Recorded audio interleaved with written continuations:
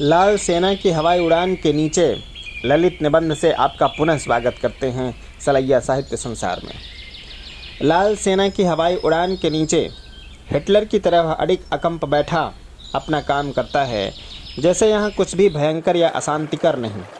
पूरी बात सुनकर आप कहेंगे कि हिटलर की उपमा में अतिशयोक्ति है, बात बढ़ा चढ़ा कर कही गई है, पर मैं भी उत्तर के लिए तैयार हूँ कि कहूँगा बेशक वह हिटलर नहीं है, एक मामूली दुकानदार है। पर मेरे वाक्य की लाल सेना भी तो रूस की वीर लाल सेना या अंग्रेजी सरकार की पुलिस के लिए भूत 1942 के विख्यात विद्रोही मंगल लाल की सेना नहीं है, लाल ततैयों की फौज ही है।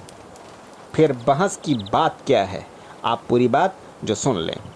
मोरगंज की मंडी में एक गुड़ शक्कर की दुकान है और उसका मालिक है एक पतला दुबला दुकानदार।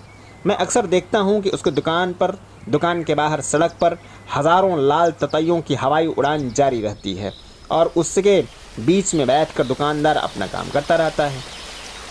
मैं उसकी दुकान के सामने से निकलता हूँ, पर दूर दूर और बहुत सावधानी के साथ हाथ पैर बचाकर। फिर भी एक दिन एक दुर्घटना हो ही गई। मैं बचा जा ही रहा था कि देखता हूँ एक ततैया, सच मानिए एकदम बम वर्षक सा मेरी ओर बढ़ा आ रहा है। मैं भी अपने को 30 मार खाओं में शुमार करता हूँ, इसलिए मैंने हथेली की ढाल से उसे पीछे धकेल दिया। पर मैं अपनी बहादुरी की तारीफ भी अभी न कर पाया था कि देखा कि वह अपने एक साथी के साथ पूरे वेग से आकर मेरी तरफ ही भगा चला रहा है। आ रहा है क्या, वे दोनों आ गए और मुझ पर झपटे। मेरे होश गुम। पर विपत्ति के समय भी प्रयत्न करना मेरा स्वभाव है, इसलिए मैं अंधाधुंध दोनों हाथ चलाने लगा, जैसे घूंसेबाजी कर रहा हूँ। अब मैं पसीने से तर हूँ, विवेक मुझे है नहीं और हाथ बराबर फेंक रहा हूँ। अचानक मुझे लगा कि वे दोनों बस मेरी गर्दन पर लिपटने को ही हैं। बस मैंने दोनों कोहनियों के बीच कर लिया अपना मुंह और गर्दन को लपेट कर दोनों हाथ बिल्कुल वही मुद्रा जैसे पाधा जी के यहाँ बच्चे सबक याद न करने पर कान पकड़ते। बाबूजी, आपने यही तो गलती की जो हाथ हिलाए। हाथ हिलाने से ये और ऊपर आते हैं। यह एक पल्लेदार की आवाज़ थी और राह चलते इधर आ निकला और जिसके हाथ के एक इशारे से उन दोनों को भगाकर मेरी जान बचाई थी। मैं इतनी देर में काफ़ी अस्त व्यस्त हो गया था, इसलिए पानी पीने के लिए पास की दुकान पर बैठ गया। नौकर पानी लेने आ गया और मैं सामने ही देख रहा हूँ कि हज़ारों ततैयों की भीड़ में वह दुकानदार गुड़ तोल रहा है। एक ततैया उसके कान पर बैठ रहा है, जरूर काटेगा, पर नहीं, वह उड़ गया। एक दूसरा उसकी नंगी खोपड़ी पर बैठ गया, वह भिन्न हो जाएगा इसका सिर, पर नहीं, वह भी उड़ गया। वह गुड़ तौल रहा है और मैं देख रहा हूँ कि जो डला तराजू पर चढ़ाना चाहता है उस पर 10-20 ततैये जमा हैं। दुकानदार ने उंगली से हल्के इशारे से वह डला हिलाया और अरे, वे सब उड़कर दूसरे डलों पर जा बैठे। पानी पीकर मैं चला गया, यह सोचता हुआ कि दुकानदार को ततैये कीलने का मंत्र सिद्ध है या इन ततैयों से इसकी दोस्ती है।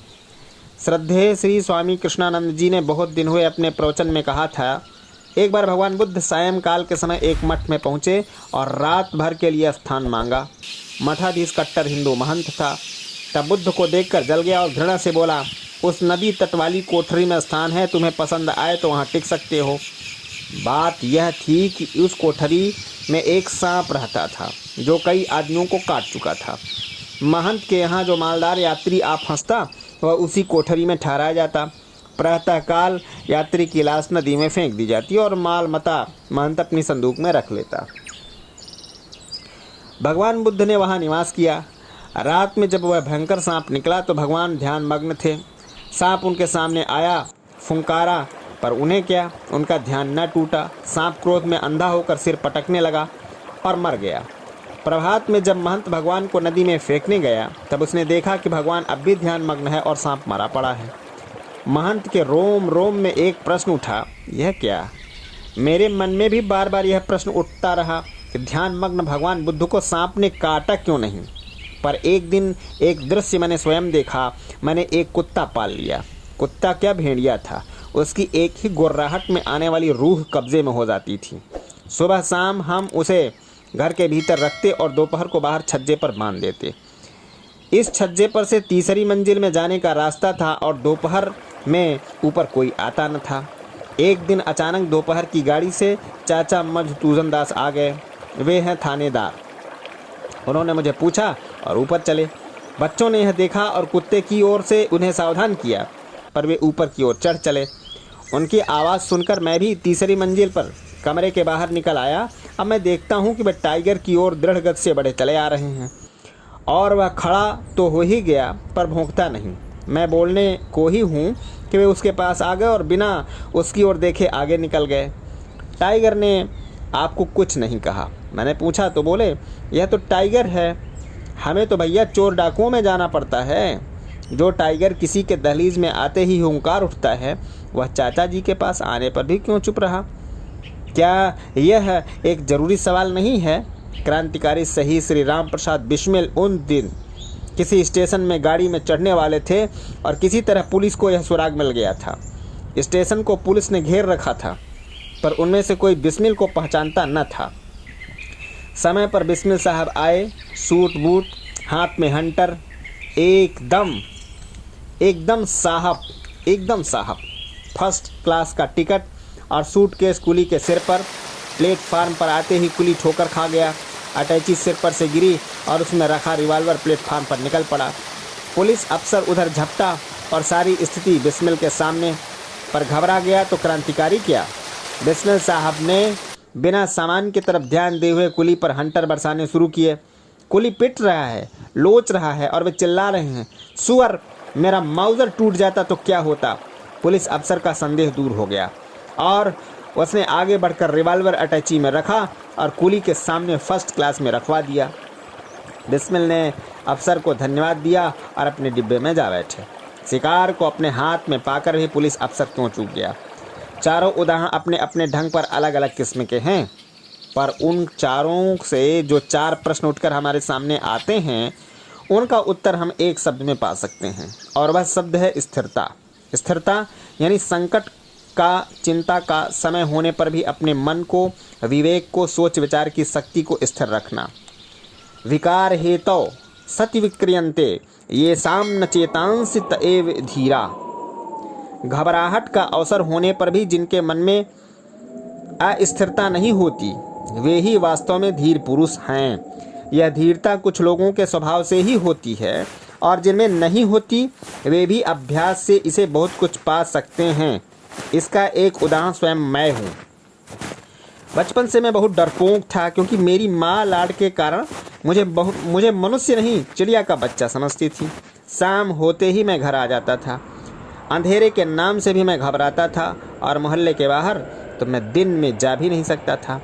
बड़े होने पर मैं धीरे धीरे अपने को सबल किया और उसी का फल है कि जिन परिस्थितियों में बहुत से लोग प्राण छोड़ देते हैं, आज मैं उनमें हंस सकता हूँ और हंसता हूँ। धीरता प्राप्त करने का सर्वोत्तम उपाय ईश्वर विश्वास है। जो भगवान करेंगे ठीक है, मेरा काम केवल काम करना है, और इस तरह का चिंतन मनुष्य को धैर्य देता है और धीरे धीरे धैर्य आदत हो जाती है। जब जीवन में अधीरता की कोई घटना हो तो बाद में उस पर एकांत में बैठकर कुछ देर पछताइए, बात ही क्या थी कि मैं घबरा गया। भविष्य में ऐसे अवसर पर मैं शांत रहूंगा। इस तरह के विचारों से चरित्र बनता है। दंड स्वरूप एक समय या एक दिन का भोजन छोड़ दीजिए तो जल्दी सफलता मिलेगी।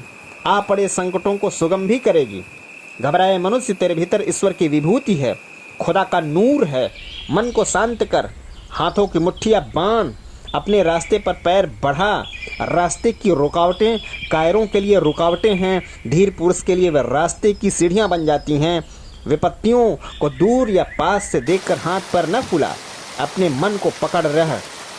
भगवान बुद्ध की आत्मसाधना हमारे पास भले ही न हो, गुड़ वाले दुकानदार, मेरे चाचा थानेदार और बिस्मिल की स्थिरता तो हम सब मनुष्यों की चीज़ ही है। हम बिना टिकट सफ़र नहीं कर रहे हैं।